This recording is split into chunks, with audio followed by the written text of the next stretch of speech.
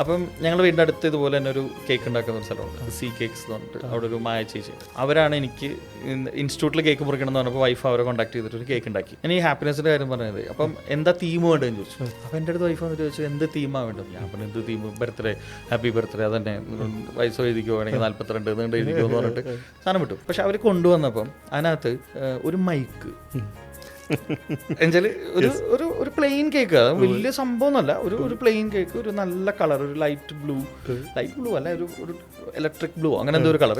അപ്പോൾ അതിലിങ്ങനെ എഴുതിയിട്ടുണ്ട്, ഒരു റൈറ്റപ്പ് എഴുതിയിട്ടുണ്ട്, ഇങ്ങനെ ഹാപ്പി ബർത്ത്ഡേ പ്രവീൺ സാർ എന്നൊരു സാധനം എഴുതിയിട്ടുണ്ട്. ഒരു 42 എന്നുള്ളത് നല്ല സ്റ്റാൻഡേർഡ് 2 ഫോണ്ടിൽ, എന്താ ഫൗണ്ടെയിൻ കേക്ക് അങ്ങനെ എന്തോ ആയിരുന്നു. ഒരു സൈഡിൽ ഒരു മൈക്ക്, ഒരു സൈഡിൽ ഒരാളിങ്ങനെ സംസാരിക്കാൻ നിൽക്കുന്ന ഒരു സാധനം. ഈ സാധനം കണ്ടോട് കൂടിയിട്ട് ഞാൻ ഫ്ലാറ്റ് ആയി. കാരണം എന്താ വെച്ചാൽ കറക്റ്റ് നമുക്ക് വേണ്ടിയിട്ട്, നമ്മൾ ഈ മൈക്കുമ്പോൾ ജീവിക്കുന്ന ആളല്ലേ, ഇത് കണ്ടോട് കൂടിയിട്ട് നിങ്ങൾ ഈ പറഞ്ഞ ഹാപ്പിനെസ്സും കാര്യങ്ങളൊക്കെ കറക്റ്റായിട്ട് അതിലേക്ക് അങ്ങോട്ട് കണക്ട് ആയി. സത്യം പറഞ്ഞാൽ കേക്ക് മുറിക്കാൻ തോന്നുന്നില്ല.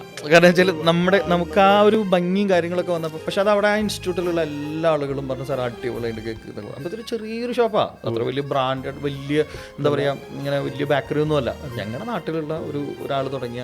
അപ്പോൾ എനിക്ക് തോന്നുന്നു ഇങ്ങനെയുള്ളൊരു ബിസിനസ് സാധ്യതകൾ ഒരുപാട് ഉണ്ടെന്ന് തോന്നുന്നു.